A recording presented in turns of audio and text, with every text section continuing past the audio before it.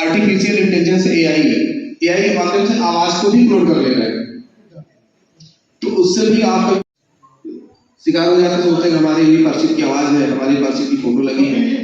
अच्छा भैया आ गए जबकि थोड़ी सी और लोग आ गए थे और बेहतर हो गए।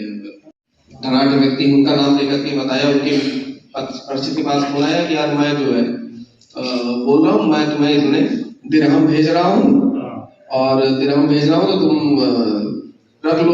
तो पहले तो खुश हो गया कि भाई ने तो बढ़िया भेज दिया है, आज तो पार्टी होगी। मैसेज भी भेज दिया बना करके। उन्होंने अकाउंट नहीं चेक कर रहे हैं, केवल मैसेज चेक कर रहे हो आप। मैसेज चेक करने के बाद फिर भाई गई कॉल कर लिया, यार ऐसा है कुछ जरूरत है तुम कुछ वापस कर दो, और निकल गया पैसा। तो सचेत रहने की जरूरत है। ऑनलाइन शॉपिंग बहुत कॉमन है और खासकर महिला वर्ग विशेष तौर कर रहे हैं, घर से जाना ना पड़े तो घर में बैठे बैठे शॉपिंग हो जाए। तो इसको लेकर के विशेष सतर्कता रखिए, क्योंकि अक्सर वो कह रहा है कि खासतौर देखा मीशो और इस तरह के जो साइट्स है वहां से इजीली नंबर चले जा रहे हैं। अमेजन को डिलीवरी वापस करने की करते हैं और पता लगता है उसके उसी कॉन्टेक्स्ट में कोई दूसरा आपको मैसेज करके आपसे कहेगा ठीक है पैसे की डिमांड कर सकता है, और उसकी लापरवाही में गड़बड़ हो सकता है। तो जो भी वो कुछ गलत किया है और उस गलत के चक्कर में कोई अगर पैसे मांग रहा है तो वो भी गलत ही है। अगर वो आपसे डिमांड क्या कर रहा है, एक तरह से प्राइस ही कर रहा है, तो वो भी गलत ही है। तो आप उसका क्यों समर्थन कर रहे हैं? गलत किया है तो उसको कोई बचा भी नहीं सकता है, गलत करेंगे तो फंसेंगे। तो इसलिए डिजिटल अरेस्ट के चक्कर में मत पड़िए। ऐसा कोई शब्द नहीं है, ना ऐसी कोई कार्य इन्फोर्समेंट एजेंसी द्वारा किया जा रहा है। किसी खिलाफ मुकदमा लिखा तो हम उससे सीधे बात करेंगे। अगर जेल भेजने वाली मुझे तत्काल जेल भेजना तो हम उसको पकड़ जेल भेज देंगे, हम फोन थोड़ी करेंगे उसे, या नोटिस वाली बात करेंगे। तो उनको कम से कम मैं कहूंगा कि 2 मोबाइल रख लें और 2 अकाउंट रख लें। एक अकाउंट ऐसा रखें जिसमें आपके पास ठीक अमाउंट है, उस अकाउंट को वो मोबाइल नंबर और वो बात देना चाहूंगा सभी को कि सभी मेंबर हमारे बीच में आज मौजूद हैं और सभी व्यापारी गण जितने भी यहाँ मौजूद हैं और हमारी बहनें, तो सभी को का नजीबाबाद नगर पालिका में बहुत बहुत स्वागत है, खैर मकदम है। अब मेरा कुछ भी बताना ऐसे है जैसे सूरज को दिया दिखाना है, क्योंकि सीओ साहब ने डिटेल में सब कुछ बता दिया है। मगर मैं आपको सिर्फ जो मैंने महसूस किया है उसकी 3-4 बातें मैं बताता हूं कि सबसे पहले आपके साथ फ्रॉड होने के लिए जरूरी है आपके अंदर लालच।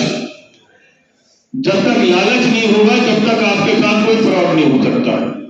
तो सबसे पहले तो लालच को निकालना। कहीं भी कोई अगर आपको इनाम दे रहा है, अंड्यू बहुत सारा पैसा दे रहा है, तो सबसे पहले दिमाग को काम करना चाहिए कि ये आदमी फ्रॉड है सामने वाला।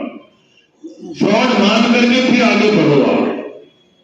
दूसरा, कोई भी लिंक आता है, वो तो pk.pk बता रहे हैं, कोई भी लिंक आता है आप लिंक पर क्लिक नहीं करें। लिंक पर क्लिक करते ही आपकी सारी अकाउंट की इंफॉर्मेशन, सारी चीजें वो बंदे के पास सामने पहुंच जाएंगी।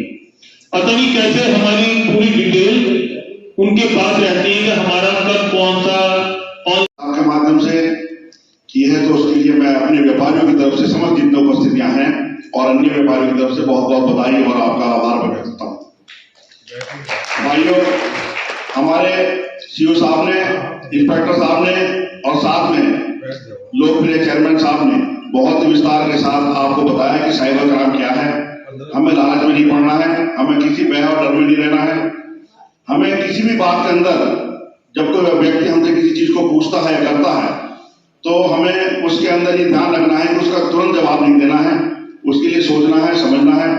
हमारे बच्चे अगर यदि बड़े हैं तो उनसे पूछना है, हमारे पड़ोसी अगर जानकार हैं तो उनसे जानकारी करें। उसके पश्चात ही उस लिंक को या कोई भी अन्य जो भी चीज आपके मतलब की है उसको करें, तो ज्यादा शायद मैं समझता हूँ आपका अपराध, आपके साथ होने वाला अपराध रुक जाएगा। ने जो आपके उत्तर प्रदेश उद्योग व्यापार संगठन के व्यापारी भाई, व्यापारी बहनें और साथ में पत्रकार बंधु और नगर पालिका के मेंबरान और चेयरमैन साहब और पुलिस प्रशासन, जिसमें लोकप्रिय हमारे सीओ साहब हैं, इंस्पेक्टर साहब हैं, सब इंस्पेक्टर साहब हैं, मैं सबको बहुत बहुत धन्यवाद अपने पूरे उत्तर प्रदेश व्यापार संगठन की ओर से देना चाहूंगा कि आपने हम सब लोगों को जागरूक किया, हम लोग हमारे लिए अपना समय दिया और जिससे हम इस क्राइम से बच सकें, इसके लिए आपने हम लोगों को जिस प्रकार से जागरूक किया उसके लिए मैं आपको पुनः बार बार धन्यवाद देता हूँ। हुआ था, लेकिन सबसे ज्यादा शिकायत मुझे पुलिस वालों से ही रही है। मेरी दुकान से थाने का मुश्किल से 5 मिनट का रास्ता है। हमने तभी अंकल को फोन किया, अंकल ने कहा तुम या तो इस नंबर पे करो या फिर वहां जाके थाने पे जाके आप रिपोर्ट लिखवा दो। हम फौरन थाने पे गए और हमने रिपोर्ट लिखवाई। उसके बाद उन्होंने कहा कि आप फौरन इस नंबर पे जो अकाउंट नंबर था कि आप उसको ब्लॉक करा दीजिए, लॉक करा दीजिए। उन्होंने हमें HDFC बैंक भेजा। HDFC बैंक कितनी दूर है, ये तो पुलिस वालों को फर्ज था कि या तो वो वहां पे फोन करते, क्योंकि 7 बजे का टाइम था, बैंक बंद हो चुका था। उसमें बैंक वाले ने हमें वहां से भगा दिया कि अब तो बैंक बंद हो गया, अब कोई काम नहीं होने का। फिर उसके बाद हम वहां से, हमें तो नहीं पता था, हमें तो यही पता था कि पहले हम रिपोर्ट लिखवा दें, फिर उसके बाद हम फिर थाने में आए। फिर हमने कहा सर वो बैंक बंद हो गया, वो खोलने को तैयार नहीं है। उसने कह दिया कि मेरा सिस्टम सारा बंद हो गया। ये तो पुलिस वालों की रिस्पॉन्सिबिलिटी बनती थी कि वो वहां जाते या फिर वो वहां फोन कर दे कि ऐसे ऐसे आया, आप फौरन वो अकाउंट नंबर जो है वो उसको ब्लॉक करो। चलो भाई, फिर हम दोबारा से गए वहां पे और फिर हमने वहां से रिक्वेस्ट करी। फिर पुलिस वालों ने वहां से फोन करा बैंक में, फिर उसने अपना सिस्टम खोल के फिर उस नंबर को ट्रेस करा, फिर उसकी डिटेल्स हमें दी।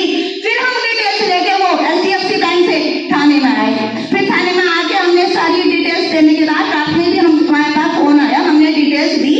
लेकिन अगले दिन मॉर्निंग में शाम तक हमारे पास कोई फोन नहीं आया। उसके बाद हमने फोन करके पूछा कि सर हमारे उसका क्या रहा, क्योंकि हमें तो भाई पूछना था ही। लेकिन जो मैंने नोटिस करा कि पुलिस वाले भी बहुत केयरलेस है इस मामले में। जैसे कहा बेटा आप तो पढ़े लिखे थे, फिर आपने ये DSP के नाम सुन के एकदम से क्यों ट्रांसफर करे? तो उसके दिल में पुलिस वालों का जो डर होता है ना, और एटलीस्ट मेरे दिल में भी वो जो डर है ना, वो डर नहीं निकल रहा।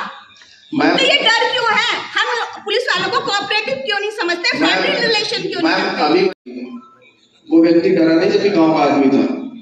वो व्यक्ति अगर नहीं तो मैं कल आपको प्रस्तुति करा सकता, विशुद्ध गांव का आदमी है, वो नहीं डरा। तो आप क्यों डर रहे हैं? यहाँ पे मुझे नहीं लगता कि अभी तक कोई ऐसी शिकायत आई मिसबिहेव की उस तरह की पुलिस वालों की तरफ से ना आई। क्यों डर रहे हैं? मैं नहीं समझ पा रहा हूँ क्यों डर रहे हैं। आपको मैं बताऊँ क्यों डरते हैं? मैं यात्रा कर रहा हूँ अपनी, आपने पूछा डरने की बात, क्योंकि आदमी होता क्या है कि अपने पार्ट में गलती कम देखता है। मैं यात्रा कर रहा था ट्रेन में, चेयरमैन साहब मैं बताऊँ, मैं घटना बता रहा हूँ साहब, साइबर वाली नहीं, ये साइबर वाली। हाँ, मैं अपनी घटना बता रहा हूँ।